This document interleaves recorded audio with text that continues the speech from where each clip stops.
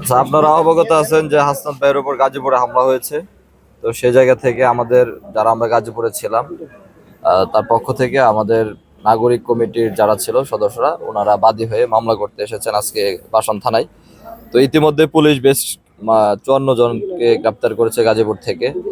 তো যেহেতু আমি জাতীয় নাগরিক পার্টির সেন্ট্রাল সংগঠক হিসেবে আছি, তো সে জায়গা থেকে আমরা খবর পেয়েছি যে পুলিশ আসলে সংখ্যাটা বাড়ানো, বেশি সংখ্যা দেখানোর জন্য অনেক নিরীহ মানুষদেরকে আটক করেছে।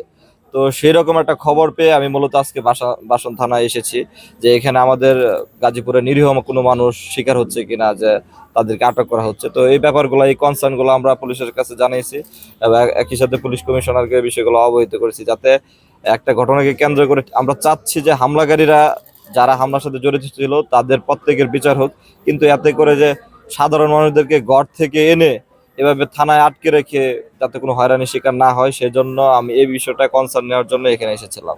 বান্ডেল থাকলে প্রতি সেনমানিতে টাকা বাঁচবে। বিকাশ সেনমানি বান্ডেল কিনে জিতুন প্রতি লেনদেনে। আমাদের গাজীপুরের বেশ কিছু জায়গা থেকে আমি এরকম খবর পাচ্ছি যে সাধারণ মানুষদেরকে আটক করা হচ্ছে উইদাউট এভিডেন্স ছাড়া, এবং সন্দেহভাজন, জাস্ট এইটুকুই। আর আমরা দেখতে পাচ্ছিলাম যে এখানে বেশ আটককৃত সংখ্যাটা অনেক বড়। তো এটা খুব ভালো যে আটক হচ্ছে, কিন্তু কারা আটক হচ্ছে এটা আমরা চাই, যে মানে শুধু সংখ্যা, অনেক সংখ্যা দেখালো কিন্তু তারা যদি জড়িত না থাকে, সেটা প্রকৃত অপরাধীরা যাতে ছাড় না পাওয়া যায়। আপনারা জানেন এর আগে 7 তারিখের ঘটনাকে কেন্দ্র করে দেখা যাচ্ছে গাজীপুরের আশেপাশের যত থানা আছে সব থানার কয়েদি সদর থানায় এনে বিশাল সংখ্যা দেখানো হয়েছে, কিন্তু ওই থানার আসামিরা কিন্তু এখনো, ওই যে যারা রিয়েল আসামি ছিল তারা কিন্তু এখনো গ্রেপ্তার হয় নাই। সুতরাং গাজীপুরের প্রশাসন কি করে মেইনলি, তারা কি শুধু ফুটেজবাজি করতে সামনে আসে, নাকি আদৌ কোনো কাজ করতে আসে, এটা আমরা দেখতে চাই। একই সাথে আমরা আমাদের যে জাতীয় নাগরিক পার্টি থেকে এই বিষয়টা অবজারভেশনে রাখতেছি, যাতে কোনো রকম ভাবে কোনো সাধারণ মানুষ হয়রানি শিকার না হয় এবং প্রকৃত আসামিরা যাতে সঠিক শাস্তি পায়, এবং তাদেরকে দেখি আইনের আওতায় এনে যাতে পুলিশ প্রশাসন সঠিক ব্যবস্থা নেয়।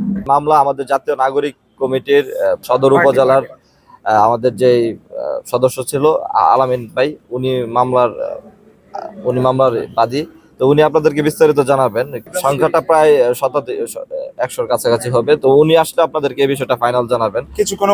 আমরা মূলত এসেছিলাম আমাদের জায়গা থেকে, আমি ব্যক্তিগতভাবে জাতীয় নাগরিক পার্টি থেকে এসেছিলাম, যাতে সাধারণ মানুষকে হয়রানির শিকার না হয় সেই বিষয়টা কনসার্ন নেওয়ার জন্য। আপনারা জানেন এই ফ্যাসিবাদী সরকারের বিলোপের একটা পর্যায়ে গিয়ে যারা কেন্দ্রীয় পর্যায়ে নেতৃত্বের সবচেয়ে বড় অংশীদারিত্বের জায়গায় ছিলেন, তার মধ্যে আমাদের হাসনাত আবদুল্লাহ ভাই একজন এবং অন্যতম শীর্ষ নেতাদের একজন। তো উনি গতকালকে গাজীপুর চৌরাস্তাতে সন্ত্রাসী হামলার শিকার হওয়ার কারণে অদ্যাবধি পর্যন্ত আমাদের মামলা রেজি করতে খানিকটা বিলম্ব হয়েছে।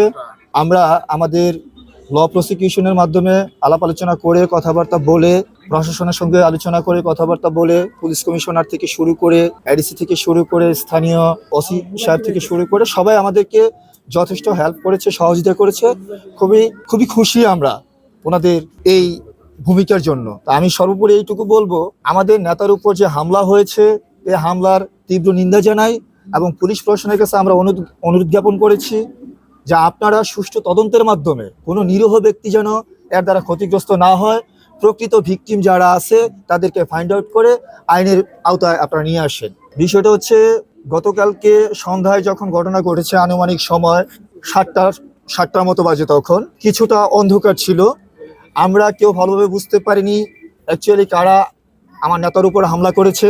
নেতা যেহেতু অসুস্থ, উনি বিশ্রামে আছেন, আমরা আমাদের গাজীপুরের পক্ষ থেকে কেন্দ্রীয় নির্দেশনা মেনে আমরা এই মামলাটা রুজু করতে আজকে এই বাসন থানায় আমরা সবাই উপস্থিত হয়েছি। হাসনাত ভাইয়ের অবস্থা খুব বেশি একটা ভালো না, শারীরিকভাবে খুবই ইনজুর্ড, যার জন্য হাসনাত ভাইয়ের পক্ষ থেকে যখন আমাদেরকে বলা হলো যে আপনারা গিয়ে এটার একটা ব্যবস্থা গ্রহণ করেন, তখন আমরা পুলিশ প্রশাসনের সাথে কথা বলার পরে ওনারা আমাদেরকে যখন আশ্বস্ত করলো যে ইনশাল্লাহ আমরা মূলত ভিকটিম যারা আছে আমরা তাদেরকে অ্যাট এনি হাউ 24 ঘন্টা, সর্বোচ্চ 48 ঘন্টার মধ্যে হচ্ছে গিয়ে আমরা এটা খুঁজে বের করার চেষ্টা করব, আপনারা আমাদেরকে সহযোগিতা করেন। সেই সুবাদে গতকাল থেকে এ পর্যন্ত বেশ কিছু লোকজনকে বিভিন্ন জায়গা থেকে, বিভিন্ন অঞ্চল থেকে, বিভিন্ন প্লেসমেন্ট থেকে তুলে নিয়েছে প্রশাসন, তাদেরকে জিজ্ঞাসাবাদ করতেছে। সেই জিজ্ঞাসাবাদের প্রেক্ষিতে এখন পর্যন্ত আমাদের মামলা রিজুর সংখ্যা দাঁড়িয়েছে 100। বাদবাকি যারা আছে সন্দেহভাজন, প্রশাসন তার জন্য উদ্গ্রীব আছেন, ওনারাই ব্যবস্থা নেবেন, আমরা তাদেরকে সর্বাত্মক সহযোগিতা করব। স্পেসিফিক এখানে কোনো প্রধান আসামি নেই। গতকালকে যাদেরকে আসামি হিসেবে ধরে নিয়ে আসা হয়েছে তাদেরকেই হচ্ছে গিয়ে সর্বপ্রথম আসামি করে আমাদের যাদেরকে মনে হচ্ছে যে না তারা হচ্ছে গিয়ে আমাদের জন্য ঝুঁকিপূর্ণ এবং তারা এই বিশৃঙ্খলাগুলা ঘটাচ্ছে, এইখানে ক্রাইম তৈরি করতেছে, আমরা এটা পুলিশ প্রশাসনের সাথে আলোচনা করার পরে বাকি যে আসামিরা আছে তারা ইনক্লুড হয়েছে। টোটাল মিলে হয়েছে আপনার 100 জন। আপনারা জানেন গতকাল হাসনাত আবদুল্লাহর ওপর হামলা হয়েছে। সেই হামলার ঘটনার প্রেক্ষিতে আজকে গাজীপুর মেট্রোপলিটন পুলিশের বাসন থানায় একটি মামলা রেকর্ড করা হয়েছে। মামলার বর্তমানে তদন্তাধীন আছে এবং মামলা যারা এই হামলাতে যারা অংশগ্রহণ করছে তাদেরকে গ্রেপ্তারের প্রচেষ্টা অব্যাহত আছে এবং এই গাজীপুর মেট্রোপলিটন পুলিশের দিক নির্দেশনায় যারা কালপিট, যারা গুপ্তঘাতক বা যারা অরাজক পরিস্থিতি সৃষ্টি করার চেষ্টা করতেছে তাদেরকে আমরা আইনের আওতায় আনার চেষ্টা করতেছি। আসলে এই ঘটনায় সন্দেহে এবং যে মামলা তদন্ত কার্য তো অব্যাহত আছে, এই পর্যায়ে আসলে বলা যাবে না কতজনকে গ্রেপ্তার করা হয়েছে। তবে যাদেরকে আনা হয়েছে জিজ্ঞাসাবাদ করা হচ্ছে এবং মামলার প্রকৃত রহস্য উদ্ঘাটন করার চেষ্টা করা হচ্ছে। মামলা আমরা যেটা জানতে পেরেছি আসলে 100 জনের নামে মামলা করা হয়েছে এবং আরও অজ্ঞাতনামা আছে।